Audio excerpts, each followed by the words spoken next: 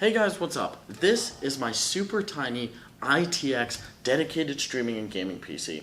Now, in this video, I'm actually taking it apart because sadly, although this build is super cool and kind of worked out, it wasn't the success that I had hoped it would be in terms of there were some flaws and errors that kind of make it a little unusable as a dedicated streaming and gaming PC.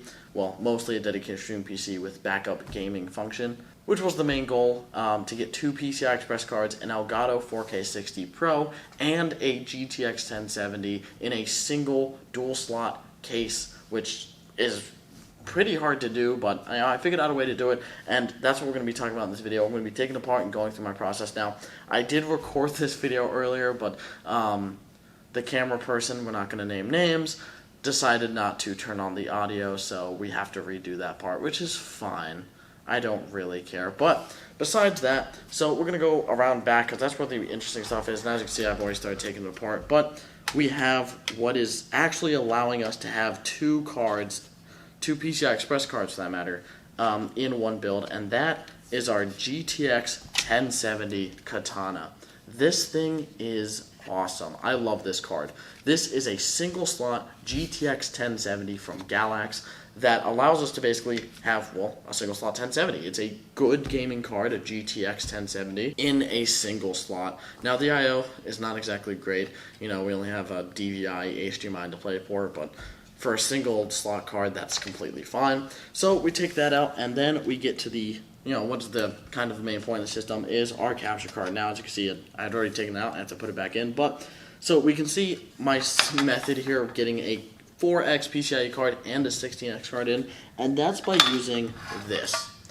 This is a little adapter card, riser card, whatever you want to call it, from M.2, so that's 4X PCIe lanes, to a 4X slot, which allows me to then use this riser cable, 4X to 4X, to install my Elgato 4K60 Pro. And that's actually one of the problems this build had, is that I couldn't mount properly the riser cables, neither of them. Even though I tried multiple things, they just wouldn't, the spacing didn't work. So neither of the cards were actually fully mounted, and trying to plug in, display outs and, HDMI ins, the cards would just be shoved back into the case, and since they mount on top, it was just bending the metal, which isn't the greatest thing on the planet. So that's why it kind of didn't work. It wasn't super put together in the way I wanted it to, but that's the point. I'll be actually using a similar method for a new build coming up later this week or next week or whenever the hell I decide to do it. And that's really it for the back. You can kind of see a little bit of our liquid cooling setup here and wires in our power supply. We actually used a really good power supply in this build, and I'm actually super happy with it. I'm actually pretty happy with how this build turned out. It worked. I know, sadly, won't be doing any testing because it's we'll be going over another problem that kind of stopped the build from really fully working and being my main setup, and that problem is on this side, which I actually like better. This side looks way cooler and has more of my favorite parts in it. So here you can see our solution. I used the Asetek 92mm AIO mounted on our LGA 2066 socket, which is of course, our 9800X is under that, and that actually caused one of our problems. First of all, you can see we got the radiator inside the case, but sadly, the fan would not shove in there with the power supply cables no matter what I did, and I tried a lot of modifications. So I had to mount the fan under the case, and as you can see, put it on little what are these called? Standoff stilts. What? Footies. Little standoff stilts.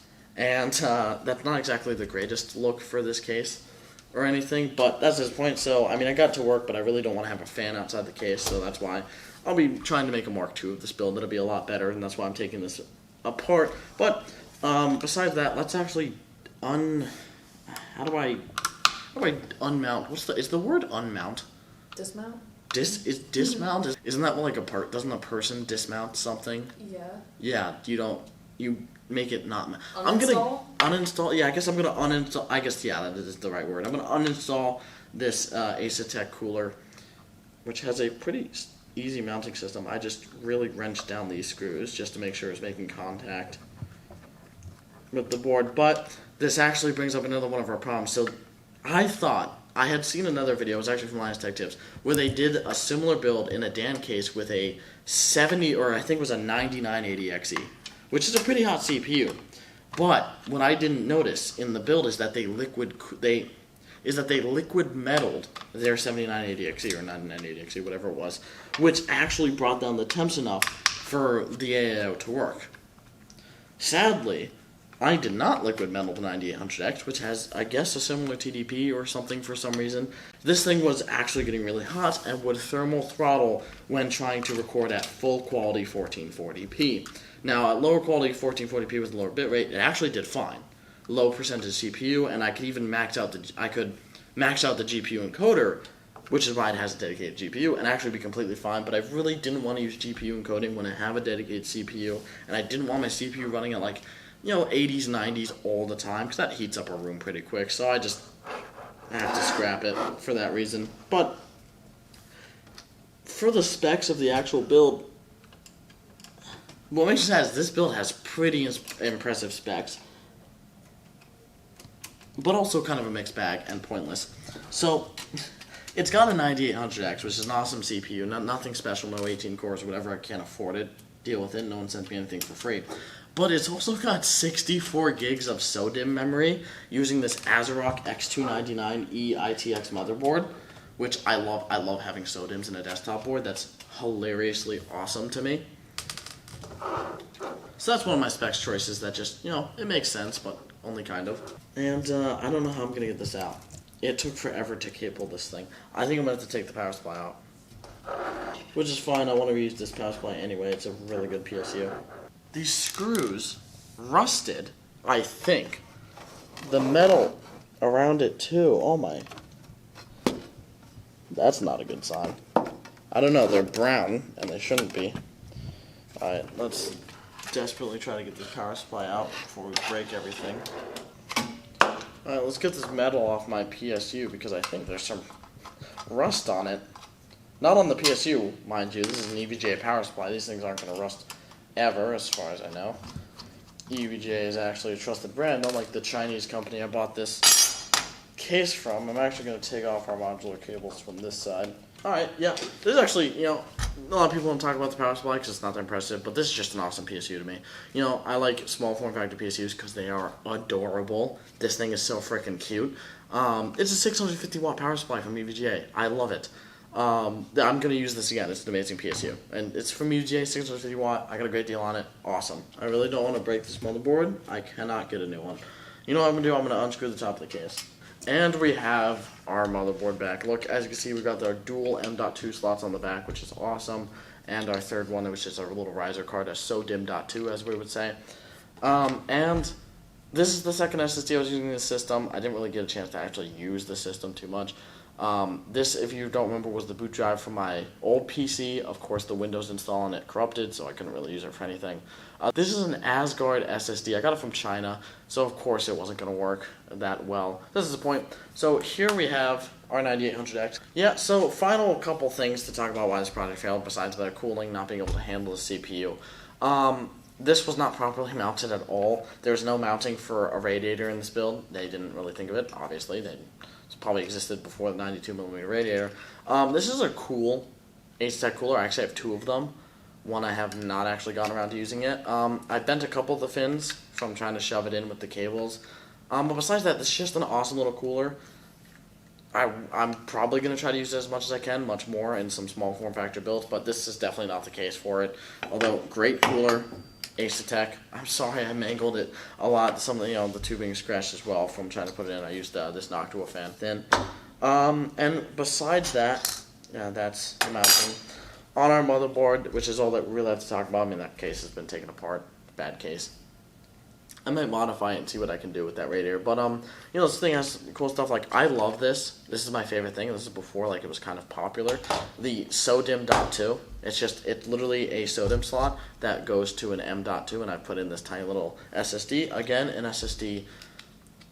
This one is not from China, but I bought it from someone who is from China, and it has a Chinese installation of Windows on it. So when I try to troubleshoot or something, it actually gives me, Chinese blue screens, so I can't even troubleshoot that well. It's a Western Digital 512 gig. It says NVMe, but it's missing the proper connectors to be an NVMe drive. it's clear, it looks like an SATA drive. So I don't know, but that's besides the point. This SODIMM.2 is awesome. Fun fact, the PC will not turn on unless this SODIMM.2 is actually in.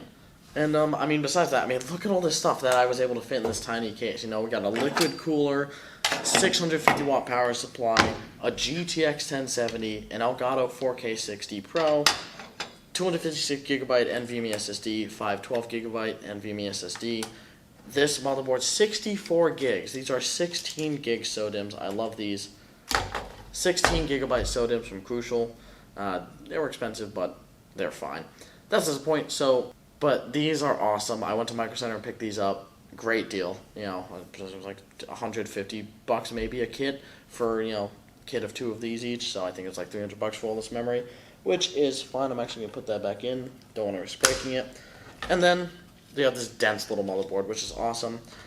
So that's really it. I've taken apart my ITX streaming PC. That was kind of like a little bit of a dream project, but I'm actually much happier with the new case I'm getting to try to put all this stuff in, or maybe even more. Perhaps something like a Titan X Pascal. But who knows? Besides that, hope you guys kind of enjoyed my little disassembly of my streaming PC. Thank you so much for watching. I love you guys. I'll see you in the next one. Peace.